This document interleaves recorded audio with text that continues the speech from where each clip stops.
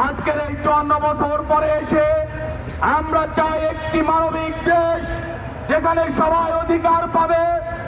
আমরা চাই এমন একটি দেশ যেখানে মত প্রকাশের স্বাধীনতা থাকবে, দাবিদারীদের বিরুদ্ধে কথা বলতে পারবো না এমন একটি শিক্ষা ব্যবস্থা চাপিয়ে আমার জাতির এই প্রজন্ম, আমার জাতির সন্তানদেরকে তারা ধ্বংস করেছে।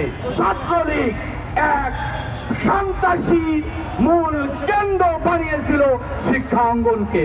বিগত 54 বছরে আমাদের সবচাইতে বড় ক্ষতির জায়গা হলো আমাদের সংস্কৃতি তারা ধ্বংস করেছে।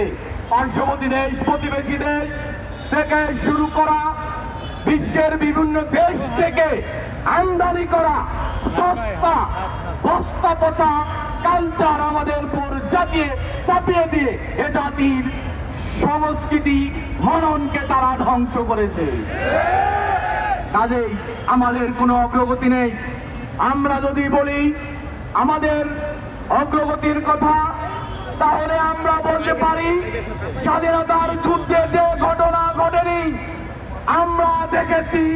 পিলখানা ঘটনার মধ্য দিয়ে 36 ঘন্টার ব্যবধানে সেনা কর্মকর্তা সহ বিভিন্ন ব্যক্তি 36 ঘন্টায় 74 জনকে হত্যা করেছে হাসিনা এবং তার মাফিয়া গঙ্গা।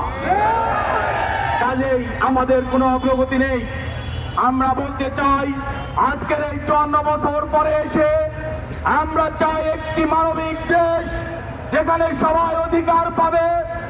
আমরা চাই এমন একটি দেশ যেখানে মত প্রকাশের স্বাধীনতা থাকবে।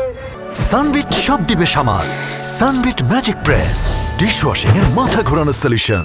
আমরা দেখেছি আমরা বিগত আওয়ামী দুঃশাসন, তার আগে বাকশাল, সব কিছুতেই মূল ছিল কেউ তার মত প্রকাশ করতে পারবে না। মিডিয়াকে বন্ধ করা হয়েছিল।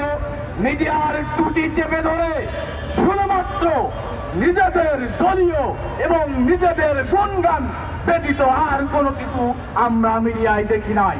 কাজেই তারা মত প্রকাশের স্বাধীনতা কেড়েছে। তারা আমাদের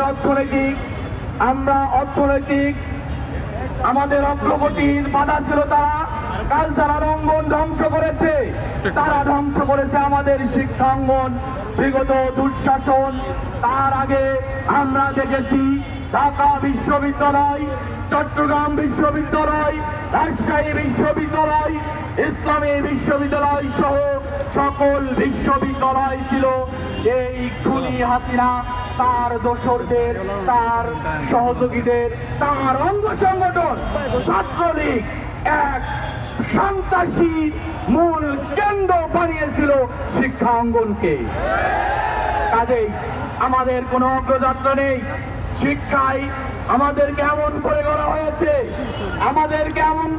হয়েছে যে শিক্ষা ব্যবস্থায় আমরা আধিপত্যবাদী দাবিদারীদের বিরুদ্ধে কথা বলতে পারবো না এমন একটি শিক্ষা ব্যবস্থা চাপিয়ে আমার জাতির এই প্রজন্ম, আমার জাতির সন্তানদেরকে তারা ধ্বংস করেছে।